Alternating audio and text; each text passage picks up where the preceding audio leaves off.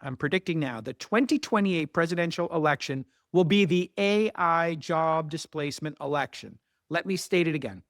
2028, the number one issue in the election in 2028, the number one deciding issue, it's not going to be inflation. It's not going to be wars. It's going to be AI. And is AI a net positive for Americans or is it negative? And the attack vector for the 2028 election will be these companies became worth trillions of dollars while jobs went down. A small number of elitists in Silicon Valley benefited, venture capitalists, the workers at these companies, of course, the founders and co-founders.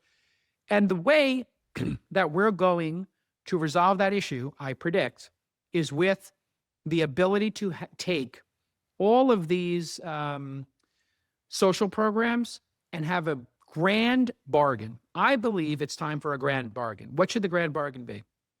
I believe the grand bargain should be anybody making under $100,000 a year, $75,000 a year, maybe it's under 50 pays nothing, under 75K pays a $750, 1% token amount to the government, flat rate, no deductions, no nothing, just send your $750 in, you're good. Under, and then something similar, from 100K and under, maybe it's like $2,000. You pay a token 2% of your salary to the government.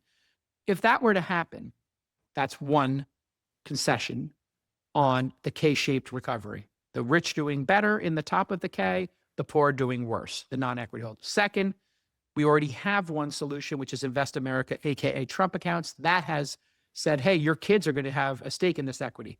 Then another grand bargain emerges. And this grand bargain is the hardest to do, but could be revolutionary long. If we said, here's what all the social programs cost: food stamps, unemployment, et cetera, et cetera, et cetera. Sure. Give me that number, whatever that number is. Anybody making under 50K a year gets a percentage of that pool. Everybody making under 40K a year gets a percentage of that pool. 30K a year gets a percentage of the pool. Is it UBI?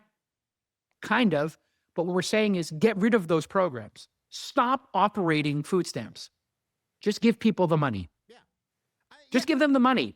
I think you get Democrats and Republicans to agree on that as a principle. Like, I don't think anybody's married to these elaborate bureaucratic nightmare systems that we all have had bad experiences with, or mostly everybody knows somebody who's been screwed over by one of these agencies. We know how wasteful they are. I mean, in Los Angeles, you hear about all the time the groups that are supposed to be helping the homeless, but it's just graft and they're just like losing half the money. I think most people would understand just if you gave everybody a check, you wouldn't really need to worry about those programs. I think we get so caught up in the sort of merit-based idea of it. Every time Democrats want to pass a social welfare program, it's like, well, it only goes to people. You have to make less than this, and you have to apply this way, and you have to meet these 5 criteria. Or just think about when you're paying your taxes in California. Do you qualify for any of these 2,000 extremely complicated exceptions that nobody knows if they actually qualify for? If you forgot all of that and just gave people money, I think that would be an obvious solve for a lot of these issues. It